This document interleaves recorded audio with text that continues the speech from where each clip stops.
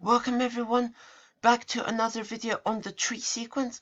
If you don't remember from the previous video, I did a video on the tree sequence. Here you have different types of seeds.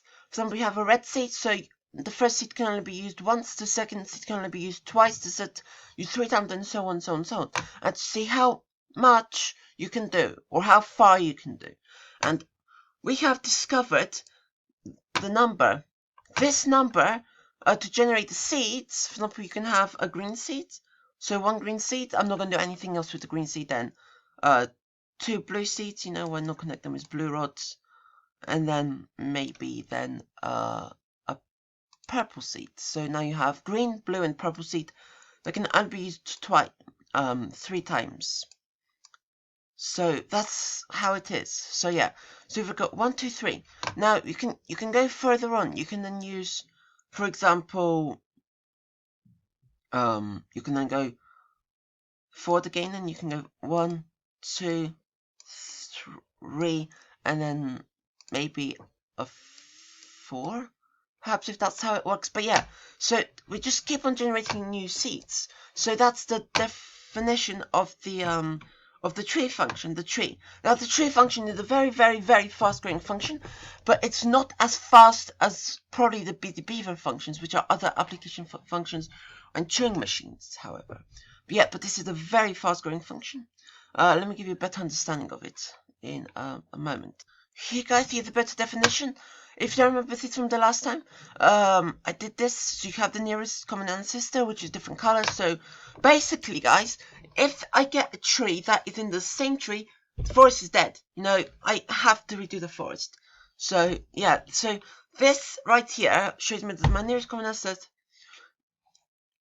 is black. So my nearest common ancestor, guys, is black one. So the same thing for this one. So I'm not contained in this one. But however, if I were to do something like, let's say, like this, so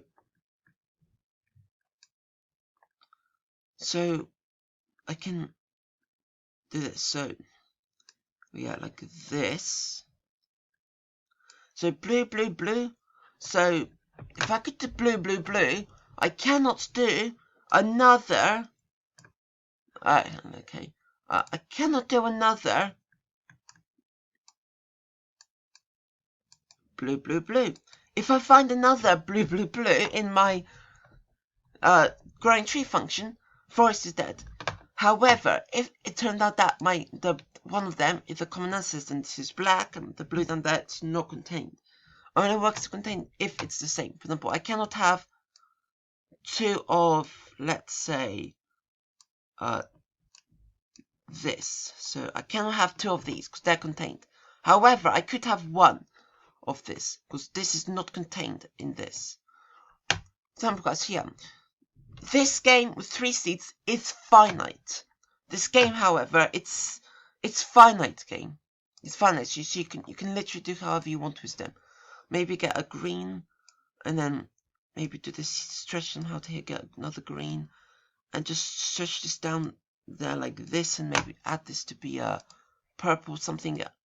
You can absolutely do almost anything. However, you can maybe add this purple, stretch this here, this to be a blue, and stretch this here again, and this to be a blue. Thing is, the color of the rods that connect to the 2 different seeds do not matter. They can all be grey or something like that. They do not really matter together. And the definition of they don't matter. So yeah, because you see they're all black in this image. You see they're all black, so it doesn't really matter what rods you use. So yeah, this is the nearest common ancestor. So, and the question is, how big is this number? Well, basically, so yeah, here you've got the game, and it connects you to the very, very bottom. So you see, so yeah, so you can obviously see that's how it works. So yeah, that's the tree function. There's other interesting function like the Busy Beaver function. So yeah, this number is called tree 3, and this number is computable. computable. So it's a computable number. Tree 3 is a computable number. However, it will take a very long time to compute. This number is limited, so I mean that I will reach the final. I will reach the end, because this game has to stop at some point. So I just don't know what the last digit is. I have a 10% chance I'm right. It could be a 9 or something like that. But yeah, that's the tree function, and it is a computable function. Other functions like Busy Beaver are uncomputable, and let me tell you why. Okay, a bit about the Busy Beavers. Here's the Busy Beavers. These functions are uncomputable functions, and let me tell you why. For example, these functions don't just use all the sets of natural numbers, they also use the set of every real number, and real numbers are unlistable. They are uncountable. Compared to the other function, which was the tree function, yes, the number is enormous, but it's computable. This is uncomputable, meaning that they have it's all set of real numbers. So Busy Beaver events. So exactly. So basically, let me describe what this Busy Beaver function is in a better position. So you have, in a moment, so you have the tree function, but you've also got the Busy Beaver function. So let me just call this. Let me just see how. So yeah, with this tree function, you can do anything you want, almost anything. For example, you can add the blue seed, and connect this with the green seed, and then connect this with the blue seed on this. You can do all sorts, and it will be quite a lot of time. So you no need to worry about ever over surpassing it soon. So yeah, so I can call this second. So yeah, tree 3 brackets 2 second. Yeah, so now I can go for a new one. So yeah, guys, so Busy Beaver. So exactly, let me just say for a moment what a Busy Beaver function is compared to the tree function. So just for a moment, a Busy Beaver, you have a beaver, for example. I don't think that's the best beaver I could draw. I mean, that's obviously not the best beaver, but yeah, I know how to draw a beaver. So you have a beaver, and now the beaver can be in either of one or two states. He can be in a scared state, S for scared, and for normal. So he can be in a normal state. So there's a hotel room that's all full of lights on and lights off. I don't remember how it worked, but basically, if the beaver found himself to be in so there's infinite rooms with lights on and lights off. So if the beaver goes inside the room that the lights are off, so let's put F for off. No, let's put 0 for off and 1 for on.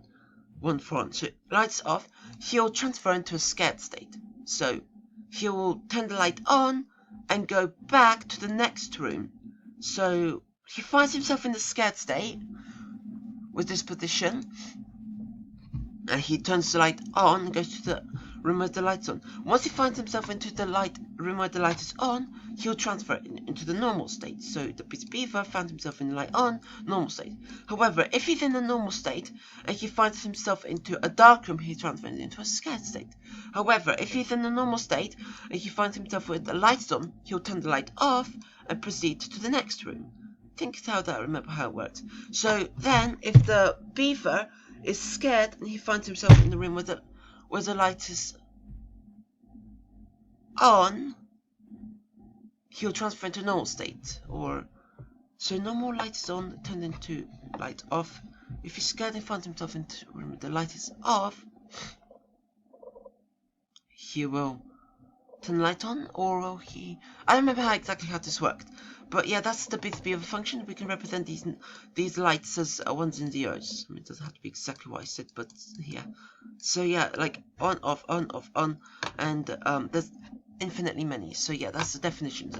Busy Beaver uses a set of real numbers, which are set of numbers between 0 and 1. That's not likelihood for the function of tree 3, since tree 3 is a computable number, despite it being ridiculously enormous. It's absolutely enormous, but it's computable. So yeah, I hope you enjoyed this video, guys, and this was a good function to talk about. Yeah, guys, bye, have a good